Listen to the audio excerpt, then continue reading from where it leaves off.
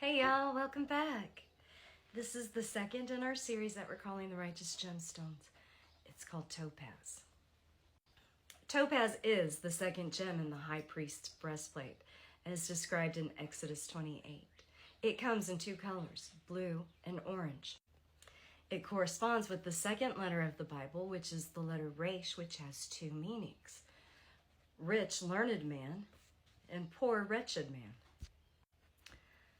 The correspondence to the Tarot's major arcana is the 20 card, or the double X, the Last Judgment, which is the second meaning, because it really should be atonement. Like the word truth, topaz starts with T. But the Hebrew word for truth does not start with T. It ends with T, because it is at the end that you know the truth. At the end of topaz is the final letter of the American alphabet, the 26th letter, Z. The last letter of the Hebrew alphabet is the 22nd, Tau. The difference between 26 and 22 is 4, which is the Emperor, and behind the Emperor is the number 7 card, the Z, or the Chariot, who emerged from the letter Shin, which is represented by our Empress. According to the Pictorial Guide to the Tarot by A.E. White, the Chariot is an erect and princely figure carrying a drawn sword. On the shoulders of the victorious hero are supposed to be the Urim and Thummim, your breastplate reference. He is conquest on all planes, in the mind, in science, in progress, and in certain trials of initiation. When you see this card in a spread, it means war, vengeance, trouble, which should not be a surprise, as he was pledged to the Emperor in service, and the Emperor is definitely wearing armor. Paul tells us in Ephesians chapter 6 to put on the full armor of God, so that when the day of evil comes, you may be able to stand your ground. And after you have done everything, to stand. Stand firm then, with the breastplate of righteousness in place. You need to armor up and you need to word up. Every single path of the 32 paths of wisdom is found in the Bible. Hollywood has it all tied so neatly together. The yellow brick road, the story of money, bait, the house that crushed the wicked witch of the East, leaving nothing but her ruby slippers. Ruby, of course, is the gem that corresponds with the high priestess and the bait. Ruby is one of 4 precious stones: the diamond, the sapphire, and the emerald. And it's the most expensive of all 4. The breastplate of the high priest is called a choshen, which means contains sparkle pockets, and in that first pocket is the ruby. And since this is a game, they paid the ante with your soul left and right on your birth certificate, and we have a sparkle pocket. I think we should put the slippers in there. A synonym for soul is planta pedis. It's the under part of your foot, the part that connects you to the ground. We've got to protect them. Right after Paul talks about the breastplate, he says, feet fitted with the readiness that comes from the gospel of peace. Isaiah 52:7 says, "How beautiful are the feet of those who bring good news." Jesus must have had gorgeous feet.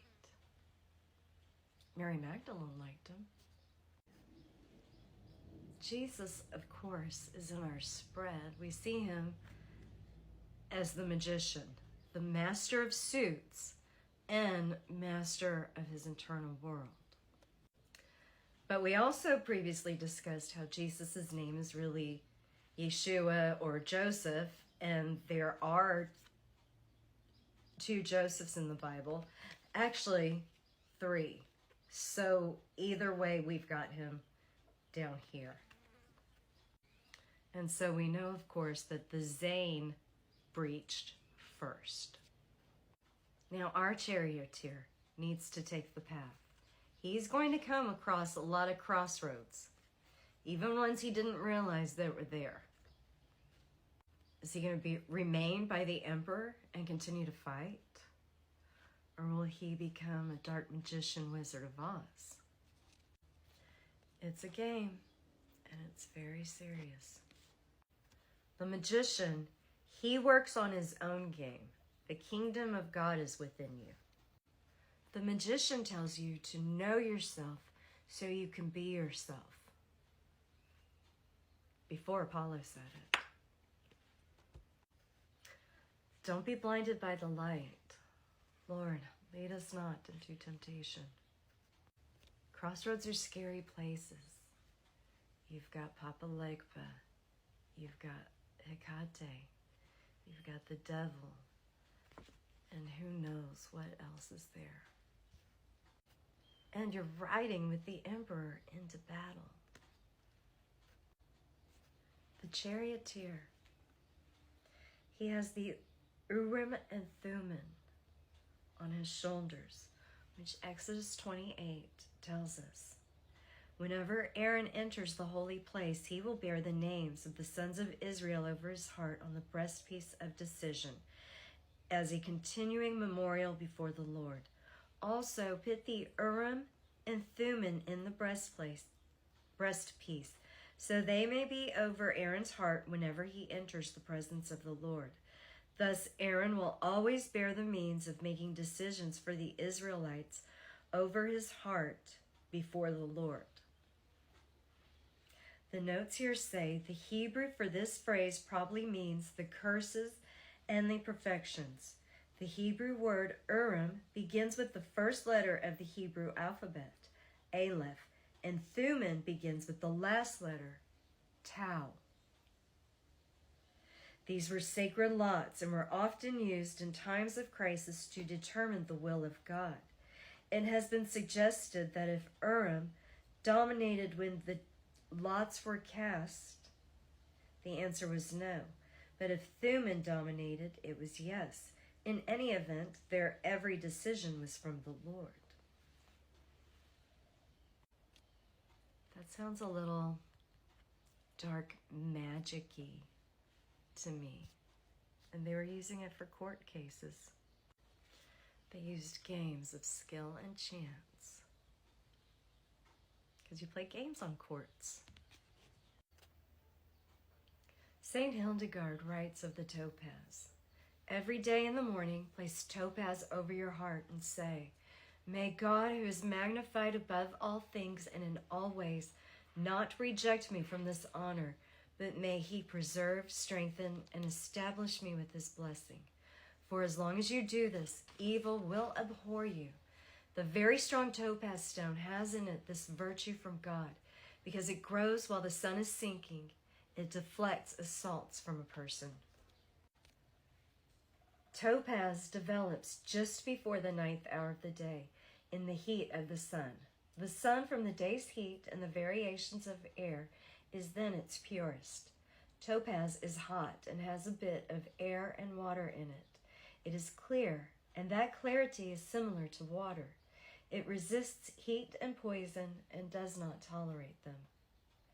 One who ails in his spleen or has rotten matter inside of himself, as if he is rotting internally, should place topaz in straight morak wine for 5 days.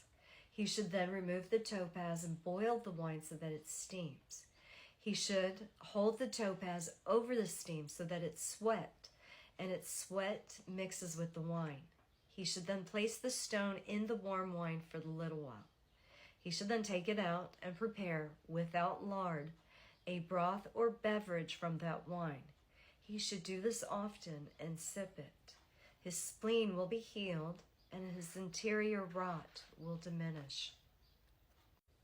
Thank you for watching. Peace out.